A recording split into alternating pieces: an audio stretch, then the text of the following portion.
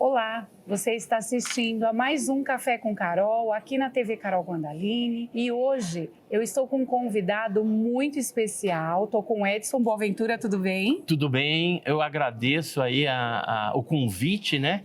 E vamos continuar o papo, né? Porque já teve um papo incrível, né? Verdade. Não, gente, quem já me segue e segue também o Edson sabe que ficamos mais de 1h30 ao vivo com essa questão, com esses mistérios. Eu acho particularmente muito mistério. E eu peguei algumas questões. Então, você vai assistir a esse programa. Na verdade, nós vamos fazer 2 programas para vocês. E nós vamos depois trazer também algumas coisas à tona que não foram na live. Mas tem muita coisa bacana lá, tá bom? Eu vou aguardar. Então, eu quero que você se inscreva já no canal, que você acione o sininho para que seja avisado a cada novo programa.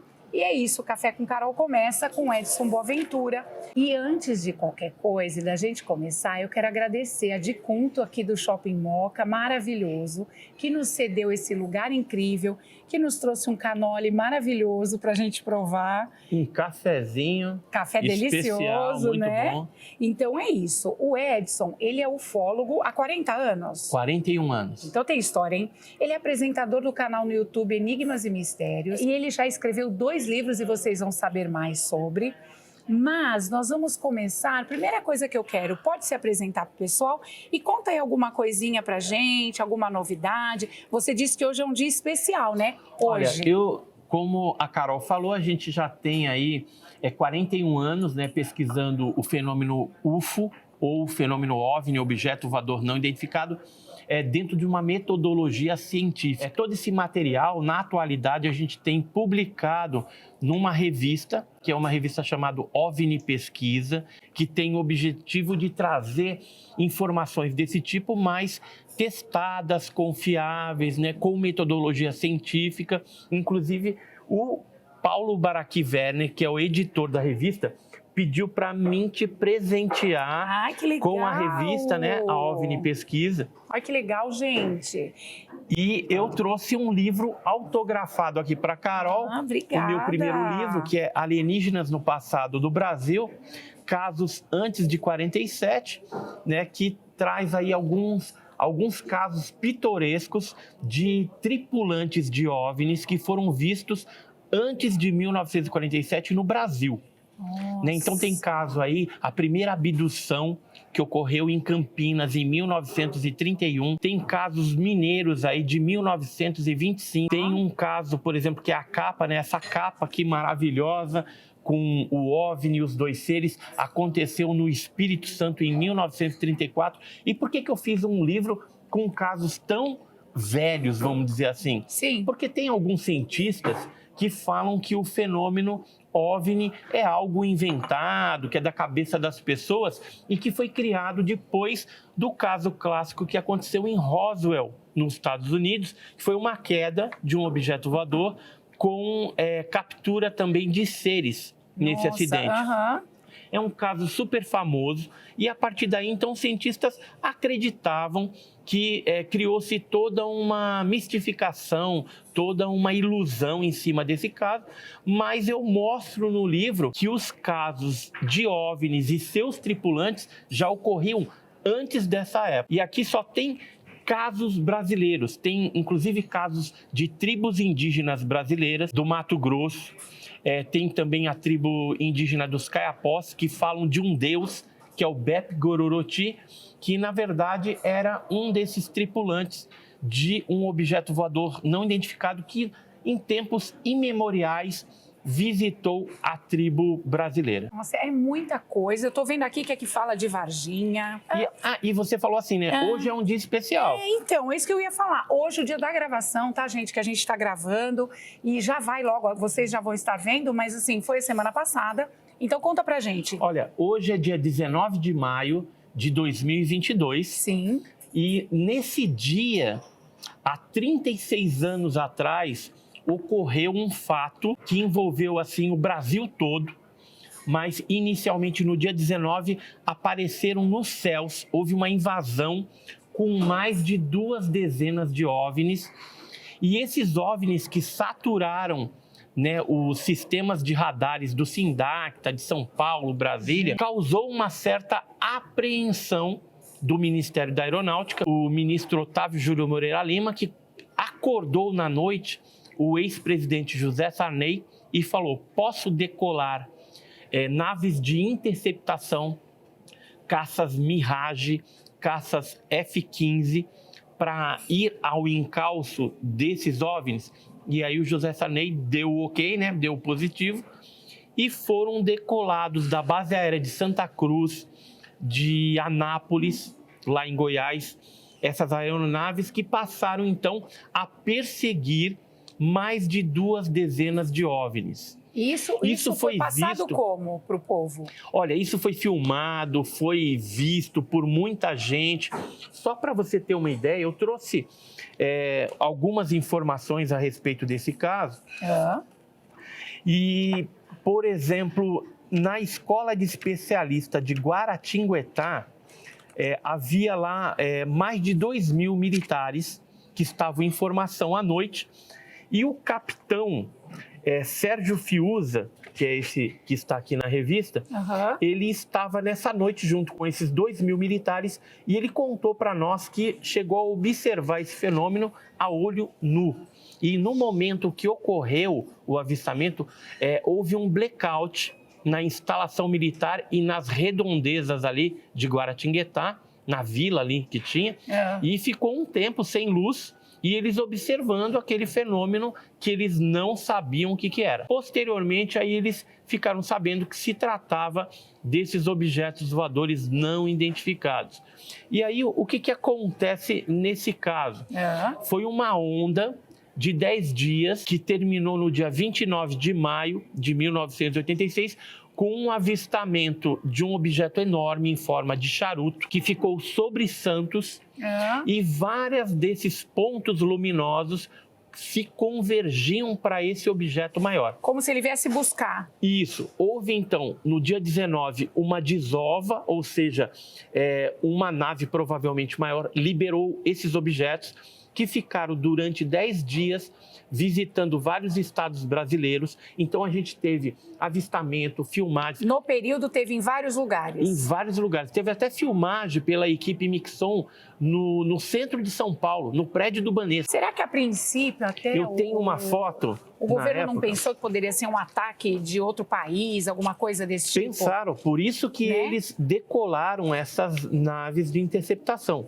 Eu tenho aqui uma foto, de um fotograma de uma filmagem que foi feita na época pela equipe Mixon, na Paulista, ali no prédio do Banespa. Olha isso! Ali no centro de São Paulo. Dá pra ver, gente. E esse objeto, que era multicolorido, ele foi visto por muitas pessoas.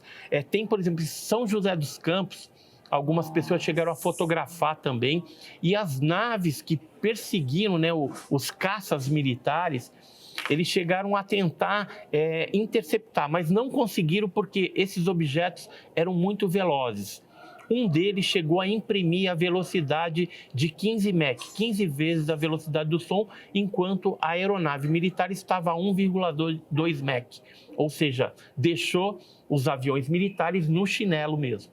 E o interessante é que, assim, os Estados Unidos, ele estava de olho nesse caso. Nós obtivemos esse documento através do FOIA, a Lei de Liberdade de Informação norte-americano, que fala a respeito desse caso. Então, os americanos, eles sempre estão de olho em tudo aquilo que acontece relacionado a OVNIs em nosso país. Parece que tem algum acordo.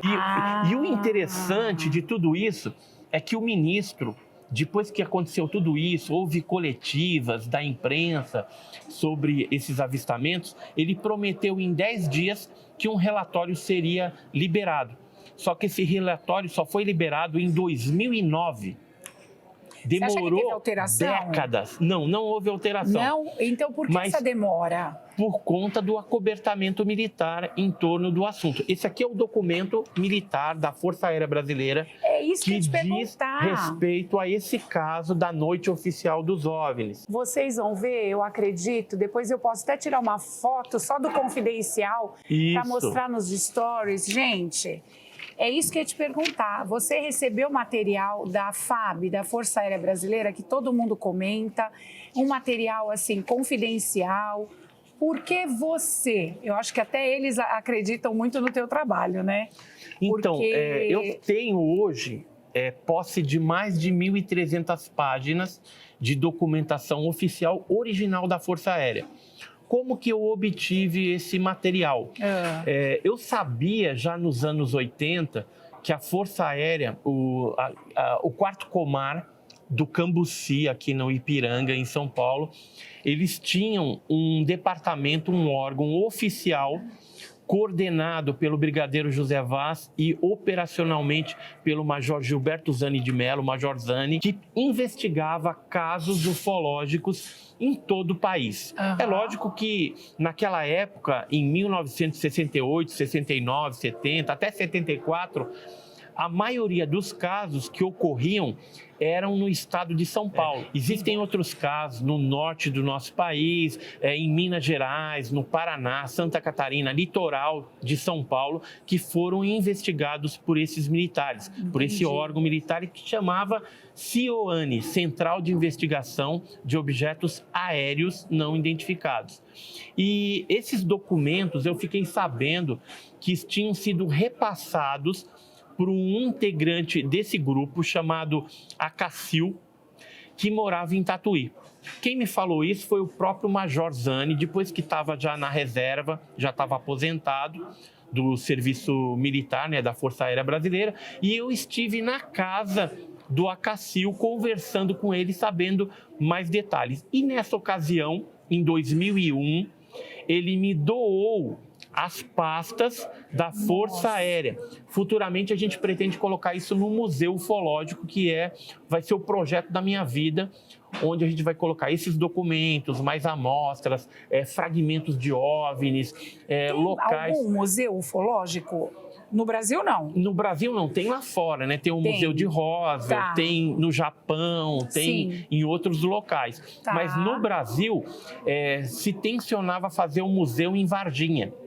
Mas até agora não aconteceu, né? Não saiu do papel, né? Eles estão lá mexendo os pauzinhos para ver se fazem isso. Faz, né? Mas eu queria fazer isso se desse em São Paulo, porque é aqui que acontece todas as coisas, né? Eu acho, a parte funcional, né? E aí esses documentos doados, foi pedido um sigilo durante um tempo por parte do Acacil. Ele falou, você aguarda até o ano tal, depois você pode divulgar normalmente, porque alguns desses documentos estão classificados. Então tinha lá documentos confidenciais, secretos, sigilosos. Então, dependendo da classificação, ele tem um período para ser aguardado, para que ele seja desclassificado e aí você possa utilizar aquela informação sem complicação para a Força Aérea Brasileira. Quando você... E aí eu fiz o segundo livro, que é o OVNI Arquivos Militares. Aí você pôde divulgar. Pude divulgar. Eu fiz o primeiro livro baseado em 3 relatórios da aeronáutica que investigavam pousos de OVNI, com marca, tudo, que aconteceu em Ibiúna, no interior de São Paulo. Né? Então, são casos excepcionais. Eu já estou fazendo o volume 2, aguarde aí, que vem bomba aí, baseado em documentação oficial. Você indica para uma escola, para alunos lerem? Com certeza. É uma linguagem fácil? É uma linguagem fácil. A partir de que idade? A partir de uns 12 anos ele já porque é muito interessante. 12 anos ele já consegue ter um entendimento bem interessante a respeito da problemática dos OVNIs. Muito principalmente legal. Esses casos que ocorreram antes de 1947. Então, o que eu queria falar para vocês, esse material confidencial, ele foi falando, eu estava olhando, gente, vai relatando, e aí a nave saiu com movimento brusco, com movimento... É emocionante, eu acho que você deve ter ficado assim enlouquecido com tanto material. Sim, tem muitos casos ali envolvendo pousos, envolvendo tripulantes, envolvendo objetos, radarização também.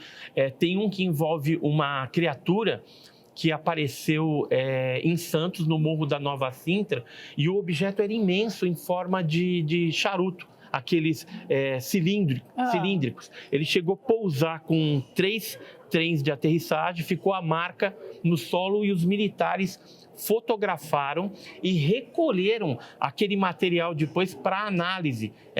Era tudo levado para São José dos Campos para fazerem análises para ver se tem alguma esterilização do solo, se tinha radiação, alguma coisa diferente ali, né? Então, era um trabalho bem sistemático, com metodologia científica, impetrado, né, pela Força Aérea Brasileira. E como esse material já não pertencia, não estava mais de posse da aeronáutica, eu decidi guardar isso, porque é histórico, e transformar em livros. Tanto é que, quando eu pedi autorização para a aeronáutica para usar esse material, a única exigência foi que, assim que eu terminasse o livro, mandasse cópias para eles arquivarem lá, porque traz um pouco da história da aeronáutica, né, no que diz respeito à pesquisa de OVNI. Quando você me fala sobre... A gente comentou na live isso, você que falou assim, se por acaso a NASA, se eles abrirem, eles vão acabar um pouco com o nosso trabalho. Por quê? Inclusive, para finalizar esse bloco, para a gente poder ir para um outro, que daí vai ter muita coisa legal também, mas assim, por quê? Eu achei que era um trabalho ali em conjunto. Por que se a NASA divulgar realmente o que eles têm e tudo você disse que pode acabar um pouco com esse trabalho? É porque aí já vai ter reconhecido, né, a origem extraterrestre, alienígena desse fenômeno. E aí o trabalho do ufólogo, que é levar esse esclarecimento para o público, já não vai ser mais necessário. O que vai sobrar aí vão ser os museus, contando toda essa história. E uma coisa que eu queria falar também, do caso de maio de 86, ele foi um caso que mexeu com muita gente, mexeu com militares, com personalidades, por exemplo, Osiris Silva. Ele chegou a escrever um livro onde ele relata que ele viu também, ele chegou a perseguir um desses objetos com o comandante Alcir, né, numa aeronave Xingu. Ele estava voltando, né, para São José dos Campos, viu lá o objeto, pediu autorização e eles foram em direção ao objeto, mas também não conseguiram chegar. Pela velocidade que você falou que é muito rápida, né? Isso. Dos OVNIs. E aonde que eu quero chegar com essa história? Embora esse caso tenha ocorrido em 86, o estado de São Paulo, principalmente a capital paulista, ela tem assim uma incidência muito grande desses fenômenos ocorrendo principalmente a partir do ano de 1976. Eu não sei se é do seu conhecimento, mas, por exemplo, na Cantareira, na Serra da Cantareira, ocorreu uma queda de um objeto voador não identificado. Eu não sabia. Testemunhado. Eu trouxe aqui, eu peguei alguns jornais que eu tenho nos nossos arquivos lá. Então ele fala aqui, ó, disco voador, COI abandona as buscas. Aqui já era uma notícia falando das buscas que foram feitas pelo Comando de Operações Especiais. Eles foram para a Serra da Cantareira. Há testemunhas que viram o objeto caindo lá, só que as buscas não acharam nada. Pelo menos é o que diz aí, né? Mas pode ser que eles tenham achado, mas isso foi levado para algum outro lugar, como aconteceu, por exemplo, com o caso Varginha, com o caso da queda do OVNI em Leme, né, que também, ou entre São Paulo e Paraná, em 1967 caiu também um disco voador e foi resgatado. Então, sempre quando cai alguma coisa relacionada ao OVNI, é feita uma busca e se eles acham, depois eles dão um perdido, diz que não achou nada, mas acharam. E no litoral, para vocês terem uma ideia, eu cheguei a pesquisar mais de 6 casos de queda. Teve queda, por exemplo, em Iguape, queda em Peruíbe, queda em Cubatão, né? Uma explosão de um OVNI em Ubatuba. A gente pode até deixar esse de Ubatuba para falar no próximo programa. Porque vai ter coisa diferente aí para mostrar. Porque aí eu vou trazer nesse outro programa o pedaço do OVNI. Então tá imperdível, hein? Você não pode perder o segundo programa. Curte, indica e eu vou falar para vocês. E assim, além da Serra da Cantareira, tem outros lugares. Então eu trouxe aqui, por exemplo, um bairro inteiro viu disco voador. Sabe onde foi isso? Que eu ia falar. Sabe onde foi isso? No Jardim Peri Novo, que é naquela região também da Cantareira. Zona Norte. Zona Norte, Jardim Peri, ó. que legal! Olha aqui, ó, disco voador outra vez na Zona Em Norte. que época isso? Isso é tudo 76, 77, Gente, 2 cruzeiros o jornal, 78, faz tempo. né? Tem, por exemplo, aqui um outro recorte já mais da década de 80, porque foi assim, 76, 77, 78, 80, 83, teve muitos casos nessa região. Nós não tínhamos essa parte digital fácil na mão para você filmar, fotografar. Não tinha. Era acreditar ou não no relato de quem viu, né? Isso. E tem um relato, que esse aqui eu acho super interessante, eu conheço a pessoa, é um advogado que depois se tornou um delegado de polícia, é o doutor Guilherme Raimundo, e ele, junto com a esposa e mais um aluno de psicologia, que ele estava cursando a psicologia, ele viu no Tucuruvi. Então saiu naquela época esse avistamento de um objeto alaranjado que eles observaram por mais de 30 minutos ali no bairro do Tucuruvi. Que coisa! Você acha que eles ficam aqui sobrevoando para colher informações? O objetivo seria o que eles qual? estavam fazendo aqui, baseado em casos antigos, tinha casos aí de abduções, de pessoas que tinham contato direto com esses seres, e em bairros de São Paulo, conhecidíssimos aí, por exemplo, no Sapopemba, na Moca. Só para você ter uma ideia... A gente está na Moca, tá? Eu trouxe um jornal aqui, que é o Jornal do Brás, não existe mais, mas ele chegou a publicar Túnel do Tempo aqui, ó. Lembra disco voadores. Discos voadores na Moca e na Sapopemba. Milhares de pessoas. Por PMs. Foram milhares de pessoas que viram esse fenômeno e os militares foram mais de 100. Foi feito documento na polícia. Pessoas que, inclusive, viram esse objeto e descreveram como sendo um objeto parecendo uma ferradura luminosa. É isso que eu ia falar. A luminosidade é própria aqui, pelo que a gente entende, da nave? Ou é porque o sol bate e ela brilha por ser um material diferenciado? Nesse caso específico, a luz era do objeto voador não identificado. Por isso que os casos que ocorrem à noite são numa quantidade maior, porque um objeto luminoso com fundo escuro do céu, ele contrasta mais. Então é mais perceptível. Por isso que tem mais avistamento durante a noite do que durante o dia. E aí, falando a respeito disso, durante a noite, geralmente, os objetos têm essa configuração. Olha, gente. Eles parecem com esse tipo de objeto luminoso, né? Olha lá. E durante o dia, geralmente, eles têm aquela configuração de disco. Uma aparência mais... é verdade. Né? Deixa eu ver se eu pego um pouquinho maior para a gente ter uma ideia. Mas eu vou tirar a aqui, foto. Esse está melhor. Esse aqui está melhor. Gente, que diferente. Mas elas são em forma de disco? Será que eles rodam? Então, tem uns que são discos, tem uns que são triangulares, outros redondos. E aí eu trouxe uma foto de São Paulo. Isso aqui foi tirado na Vila Nova Conceição, em São Paulo, em 1976, durante toda essa incidência de fenômeno que teve. Esse aqui é um objeto comprido, daquele charuto. Ele se disfarça? Não, ele estava entre as nuvens.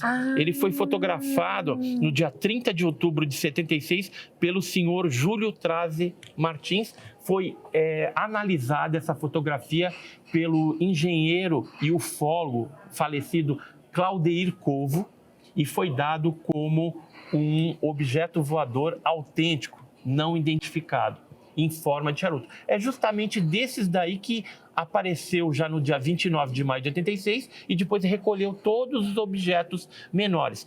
Esses menores, eles podem ser tripulados e quando é muito pequenininho, às vezes é teleguiado. Tipo um drone. Tipo um drone. Só que, gente, né? Coisa antiga. Antiga. Já na década de 60, o major Gilberto Zani de Mello deu uma entrevista para a rádio Alvorada de Lins, no interior de São Paulo, e ele foi o primeiro militar a dar uma entrevista assim pública, falando que os objetos que apareciam ali na região pequenos, essas bolas, né, eram objetos teleguiados. Que seria o drone, como a gente disse. É o drone que a gente sabe hoje. Eu até acredito que os drones que tem hoje podem ter sido criados com base nesse fenômeno que já vem de longa data ou talvez com algum objeto que foi capturado pelos Estados Unidos através de um processo de engenharia reversa, eles conseguiram reproduzir essa tecnologia dos drones. Porque a gente sabe que tem muito estudo em cima de tudo isso, né? Só que a gente vai parar agora. A gente vai encerrar esse primeiro programa. Antes de encerrar, eu vou te dar também um presente. Opa, que eu ganhei legal. presente da nosso parceiro da Cute Touch. Enquanto você abre, eu vou falando para você que ainda não se inscreveu, para se inscrever no canal, para acionar o sininho. E aí vocês vão ver, olha, a Cute Touch patrocinando a gente, ó, Olha Café só, com Carol. Café com Carol. Tá vendo? Café com Carol trazendo sempre assuntos interessantes. Para tomar um cafezinho Com esse frio, né? aqui na Moca. Não é? Top, Com né? canole. Eu quero agradecer a Desconto aqui do Shopping Moca. Te convido a vir aqui tomar um café, comer aqui um canole que a gente vai comer agora. Na semana que vem já tem um novo programa, tá bom? Um beijo para vocês, até mais.